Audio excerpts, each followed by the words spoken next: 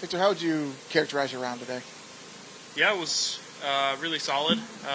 Obviously got off to a great start, birdieing the first 2 holes and then making a few pars, but the front 9 was really good. Just hit a bunch of fairways and greens and even a couple tap-in birdies. Wasn't quite able to keep it going during kind of the middle stretch of the back 9, but all in all, a pretty good round of golf. What was your mentality coming out today, knowing how far back you were of Joaquin? Yeah, I mean, focused on trying to make as many birdies as possible, but at the same time, if you get a little greedy and short side yourself, you're just dead. So you kind of have to, be smart out there. So I felt like I did a good job of being aggressive, but at the same time not reckless. Made a bunch of birdies today. When you're playing as well as you were playing, especially in the middle of the round, and you see how far back you are, what's going on inside? Saying, I'm playing great, but what is this guy doing? Yeah, no, it's a little frustrating because, 7 under through 11 holes, and I'd hardly gained any, momentum, or I was peaking a little closer, but I was still pretty far behind. If they just keep playing the way they do, there's not much I can do. Should have played better the first day, but all I can do is just kind of keep playing like I am, and we'll see what happens tomorrow. And how much does this course really suit your eye? Because it seems like you've taken to it almost immediately since you played here. Yeah, no, I played well here last year. Yep.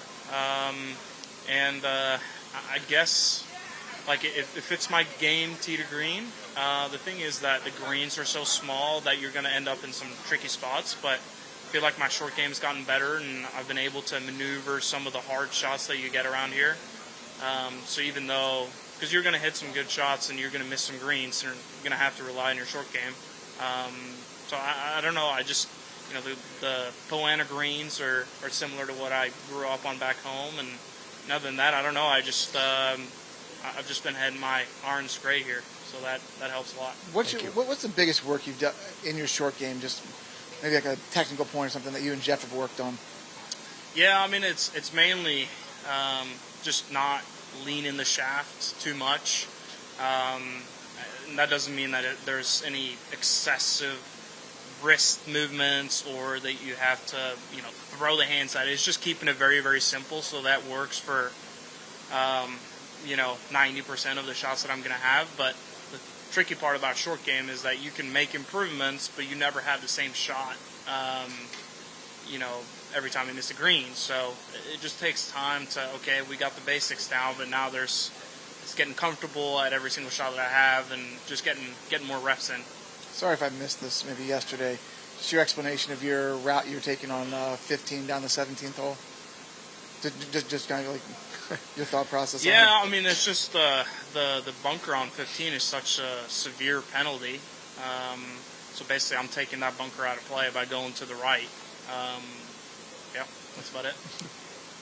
And just your mentality tomorrow. And again, tough golf course. Right now, you're 6 back. How do you manage it? The knowing you need to make some birdies and make some headway, but not getting too aggressive. Yeah, I mean, there's a fine balance between being aggressive and pushing for birdies, but not being reckless at the same time, because there's some pins out there that are kind of tough, but they're kind of tempting to go for. And sometimes you can hit a great shot, land by the pin, and then you bounce over the green, and you're in a tough spot. So, you definitely have to get some things going for you, make a couple of putts and here and there. But if you can just kind of hit it fairways and greens, you're never too far away, because the greens are pretty small. So it's just kind of hitting good shots and hope for the best. Now switch over to just a few questions from Ja. Norwegian. So just highlight of your day following another good round with 6 under today. Ja, det var bra i dag. Mye likt som i går. Enda en hetere start enn det jeg hadde i går.